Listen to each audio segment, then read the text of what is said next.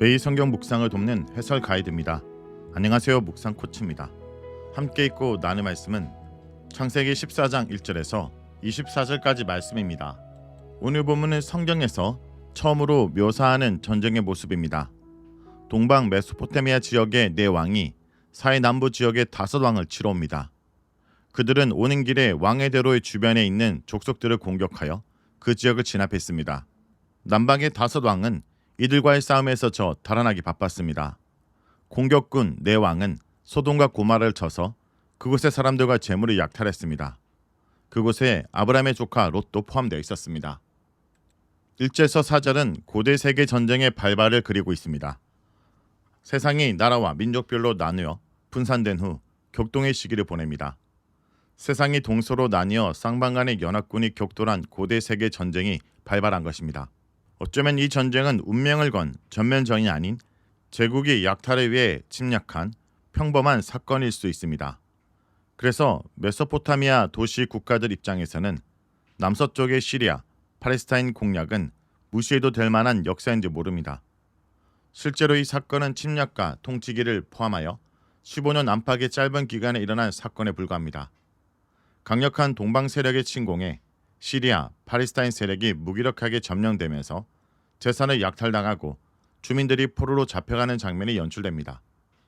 이는 제국의 세력 확장이 한 부분에 국한하기에 일반 역사에는 무시해도 될 만한 사소한 전쟁일 수 있었지만 성경은 그것을 세상이 동서로 양분되어 벌린 세계대전급 사건으로 조명합니다. 동편 연합군은 넷입니다. 시날왕 아브라벨이 가장 먼저 소개되지만 연합군의 리더는 엘람왕 그돌라 오멜입니다. 엘라살 왕 아리옥도 참전합니다. 엘라살 제국의 위치에 대해 몇 가지 제한이 있지만 확실한 것은 없습니다. 엘라살 왕 아리옥은 고대 후리족의 이름인데 이것이 전쟁 기사의 역사적 신빙성을 더해줍니다. 2절에서 5개의 도시 국가로 구성된 서편 연합군이 등장합니다. 총 사령관은 소돔왕 베라입니다. 구약에서는 대부분 소돔과 고모라가 짝을 이루며 언급되는데 고모라 왕은 비르사입니다. 이들 이름의 원래 어원으로 베라에 대해서는 정복하다라는 뜻의 아랍어 바라가, 비르사에 대해서는 씨름을 뜻하는 비르시가 제한되나 분명하진 않습니다. 세 번째와 네 번째 왕은 아드마 왕 시납과 소보임 왕 세메벨입니다. 시납과 세메벨 또한 이 전쟁 기사의 역사성을 엿보게 하는 고대 이름의 흔적이 있습니다. 서편의 5번째 왕 벨라, 곧 소알왕입니다. 이 5도시 국가의 위치는 오늘날 사해 일대입니다. 그러나 정확한 위치에 대해서는 소돔과 고모라, 소알의 위치를 중심으로 논쟁 중입니다. 일반적으로 소돔과 고모라는 사해 남단으로 추정하는데 그곳에는 소금이 굳은 암석들로 가득 차 있고 다량의 유황이 새어 나옵니다. 십딘 계곡은 사해 동남쪽에 위치하며 역청이 생산됩니다. 이 서방의 5왕은 세를 규합하여 동방의 내완 연합군의 침략에 맞섰습니다. 양측은 염해, 곧 오늘날 사해 십딘 골짜기에서 격돌했습니다. 전쟁의 결과가 4절에서 간단하게 보고됩니다. 서방 연합군은 패하여 12년간 동방의 맹주 그돌라 오멜을 섬겨야 했습니다. 그러나 13년째 서방 세력이 반란을 일으킵니다. 메소포타미아 영주들에게 더는 공물을 바치지 않고 독립을 깨했을 것입니다. 5절에서 7절은 그돌라 오멜 동맹군의 침공입니다. 고대 2차 세계대전이 발발했습니다. 반란을 일으킨 신민 국가들을 제압하기 위해 동방 세력은 다시 4개 연합군을 결성하여 침략합니다. 이번에는 전쟁의 국면이 나름대로 상세히 묘사되어 있습니다. 그들은 진격해오면서 요단 동편의 성들을 차례로 점령합니다. 먼저 아스드롯 가드나임에서 르바임 족속을 격파했습니다. 요단 동편에 있는 그 성은 훗날 아모리 족속 옥이 통치하는 바산 제국의 수도였습니다. 인근에 가르나임과 가깝다는 이유로 아스드롯 가나임으로 불린 듯합니다. 르바임은 거인을 뜻하므로 르바임 족속은 골격이 매우 큰 종족이었을 것으로 보입니다.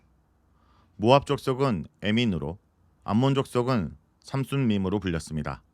그러나 르바임이란 말에 때로는 덩치가 큰 무서운 사람을 가리키는 일반적 의미로도 사용된 것으로 보입니다. 예컨대 신명기 3장 11절에서 바산한 옥이 르바임의 마지막 남은 자로 평가되지만 그는 아모리 족속 왕이었기에 이 경우 르바임은 거인을 가리킨다 볼 수 있습니다. 함이란 성도 함락됩니다. 그곳에는 수스 족속이 살고 있었습니다. 아마 이들은 암몬 족속의 방언으로 일컬어진 삼순민과 동일한 족속일 것입니다. 삼순민은 르바임에 대한 암몬식 이름입니다. 8절에서 12절은 소돔 동맹군의 패배와 잡혀간 롯에 대한 언급입니다.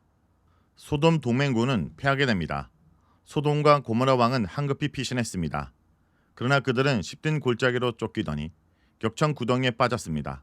소돔 왕은 살아남은 것을 볼 때 이것은 역청 구덩이에 빠져 괴멸된 그 군대의 처참한 패배를 의미하는 표현일 것입니다. 남은 군대는 모두 산으로 도망하였습니다. 동방의 네 왕은 그들의 성에서 모든 것을 전리품으로 거두어갔습니다. 재물과 양식에는 식량과 가축, 귀중품, 귀금속은 물론이고 포로도 포함되었을 것입니다. 이때 소돔에 거주하던 아브람의 조카 롯도 잡혀갔으며 그 모든 재산도 빼앗겼습니다. 그는 가장 좋은 모든 것을 차지하려고 했지만 그 모든 것을 잃었습니다. 이제 이어지는 내용은 아브람이 롯의 소식을 듣고 그를 구출하는 과정과 그 후에 돌아와 소돔과 예루살렘 왕의 한 대를 받는 내용으로 구성됩니다.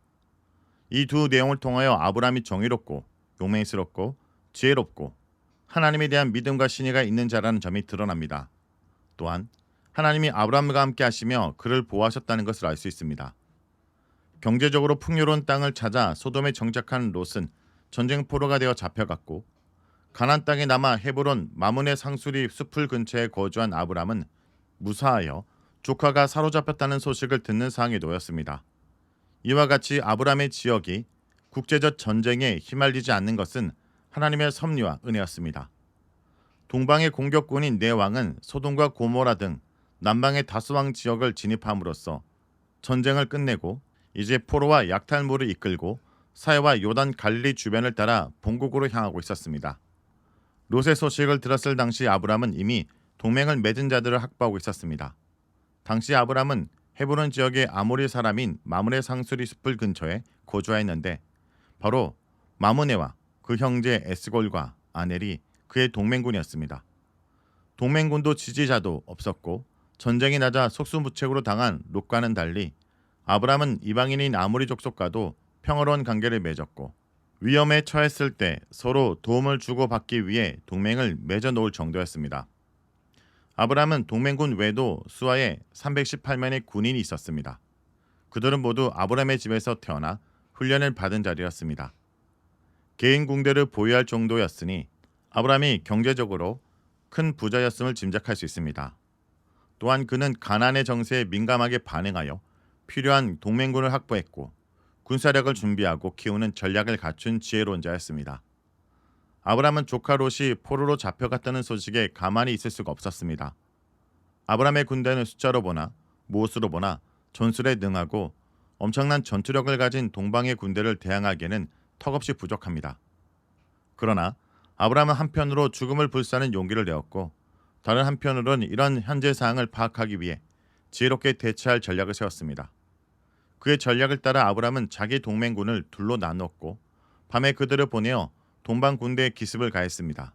그 결과 아브람과 그의 군대는 그돌라 오멜과 그와 함께한 왕들과 군대를 쳐부술 수 있었고 가나안 지역의 북쪽 경계인 단까지 그들을 추격하였습니다. 그리하여 마침내 조카 롯을 비롯하여 약탈당했던 모든 재물과 여자들과 다른 백성들까지 찾아올 수 있었습니다. 골리앗에 대항하여 싸우러 나간 다윗의 말처럼 하나님의 구원하심은 칼과 창에 있지 않으며 전쟁의 승리와 실패는 여호와께 달려 있습니다. 막강한 동방 왕들을 물리쳐 승리를 거두고 돌아오는 아브람을 맞이하려고 소돔 왕과 예루살렘 왕이 사회 골짜기로 왔습니다. 소돔 왕은 자기 백성과 재물을 모두 빼앗기고 역청 구덩이에 숨어 있다가 이런 것을 다 찾아 돌아오는 아브람을 맞이하러 사해 남부 끝자락에서 북쪽으로 멀리 왕의 골짜기까지 나온 것입니다. 예루살렘의 왕인 멜기세덱은 아브람을 영접하고 그를 위해 축복을 빕니다. 의의 왕 또는 나의 왕은 정의이시다 라는 의미를 가진 멜기세덱 왕은 특별히 지극히 높으신 하나님의 제상으로 소개되었습니다.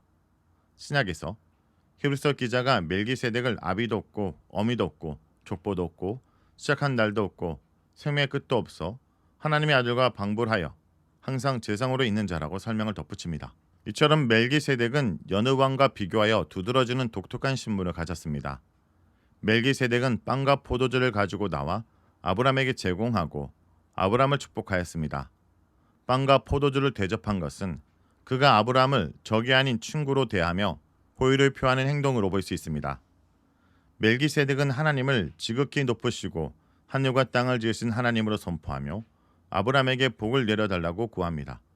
그리고 아브람이 동방왕과 교류어 이길 수 있게 하신 하나님을 찬양합니다.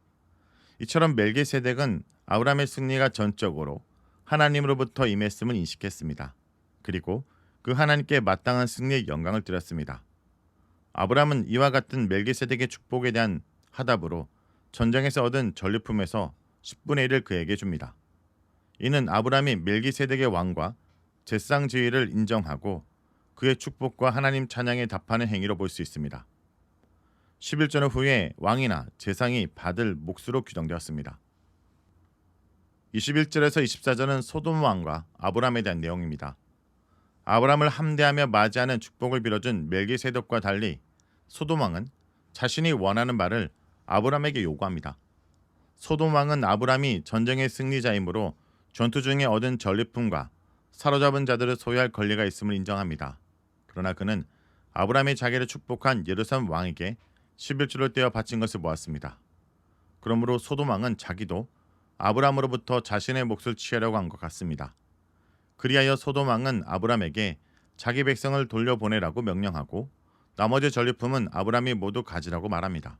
이때 소돔 왕은 인심을 쓴 듯 아브람에게 전리품을 하사하는 것 같지만 전쟁이 났을 때 그가 역청구덩이에 숨은 것 외에는 다른 활동이 기록되지 않으므로 전쟁의 승리를 이끄는 데 있어서 그의 공로가 있다고 보기 어렵습니다. 아브람은 전쟁에서 탈취하거나 포획한 것에 대해서 아무것도 취하지 않을 것을 작정했습니다. 그는 이것을 마음으로만 작정한 것이 아니라 지극히 높으신 하나님 여호와께 맹세했음을 밝힙니다. 아브람은 하나님을 지극히 높으신 하나님이라 칭하며 여기에 여호와라는 말을 덧붙인 것으로 지극히 높으신 신이 오로지 한 분 여호와임을 소돔 왕에게 확실히 밝히고 있다 볼 수 있습니다. 아브람이 소돔 왕의 요구대로 전리품을 가진다면 그의 소유가 늘어나는 기쁨을 얻을 수 있지 모릅니다.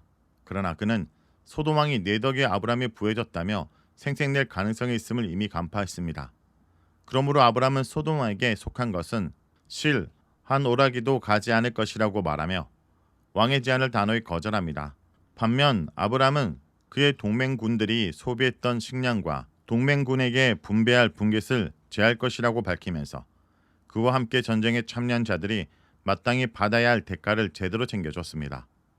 이러한 행동에서 아브람이 자신의 신념만을 섣불리 내세우지 않았으며 동맹군이 받아야 될 마땅한 권리를 침해하지 않고 존중했음을 알 수 있습니다.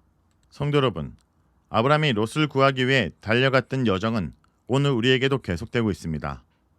우리는 누군가의 아픔을 보고도 내일이 아니라고 고개를 돌리고 있지는 않습니까?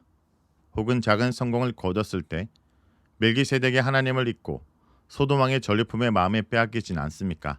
아브람은 전쟁의 폐허 위에서 하나님을 보았습니다. 그는 풍요의 상징인 소돔보다 평화의 왕이신 멜기세덱의 축복을 선택했습니다. 이번 한 주 세상의 거창한 제한 앞에서 나는 하나님의 사람입니다 라고 당당히 선포하는 여러분이 되길 바랍니다.